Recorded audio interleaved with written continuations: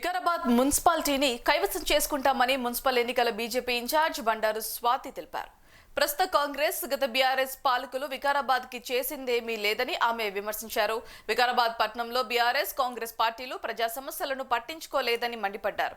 కేంద్ర ప్రభుత్వం 15వ ఫైనాన్స్ నిధులు ఇవ్వటం లేదని హడావిడిగా సర్పంచ్ మున్సిపల్ ఎన్నికలను రాష్ట్ర ప్రభుత్వం నిర్వహించిందని విమర్శించారు. పట్టణంలో రోడ్లు డ్రైనేజీ వ్యవస్థ లేదని ప్రజలు తీవ్ర ఇబ్బందులు ఎదుర్కొంటున్నారని చెప్పారు. వికారాబాద్ అభివృద్ధి చెందాలంటే బీజేపీతోనే సాధ్యమన్నారు బండారు స్వాతి.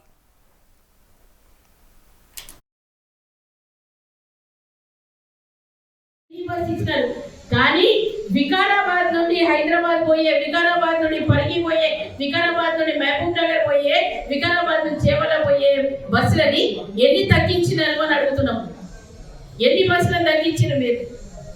ఫ్రీగా ఇచ్చుకుంటూ మళ్ళీ బస్సులను తగ్గించడం ఇదా మీ పరిపాలన? ఏ సిగ్గుంటారా కాంగ్రెస్ పార్టీకి? ఒక మహిళను పెడితే ఆయన బిడ్డను చేసుకొని ఏ ముఖంతో అడుగుతారు అని అడుగుతున్నాను నేను. ఏ ఒక్క వాగ్దానం కూడా ఆయనకు అర్హతనే లేదు.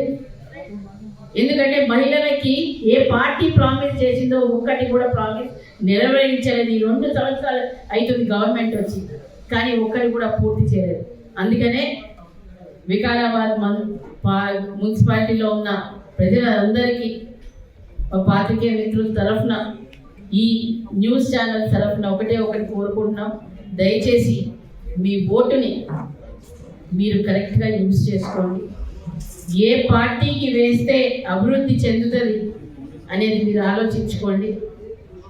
తప్పుడు వాగ్దానాలు చేసి, తప్పుడు గ్యారెంటీలు ఇచ్చి, తప్పుడు పనులు చేసే వాళ్ళకి వేస్తారా, లేకపోతే నీతి నిజాయితీతో పనిచేసి పార్టీని, దేశాన్ని అభివృద్ధి చేయిస్తారా? నరేంద్ర మోదీ గారి నాయకత్వంలో కేవలం దేశంలోనే కాదు ప్రపంచంలో ఒక ముఖ్యమైన నాయకుడు ఈరోజు భారతదేశం అనేది తెలుస్తుంది అని అంటే అది నరేంద్ర మోదీ గారి తరఫున. డ్రైనేజ్ విషయం చూసుకుంటున్నామా? Drainage, under ground drainage.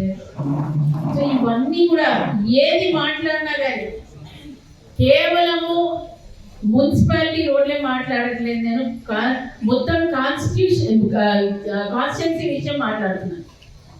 ఎక్కడ చూసినా కానీ ఏ రోడ్డు కూడా బాగలేదు. ఏమన్నా మాట్లాడినా మా దగ్గర డబ్బులు లేవు.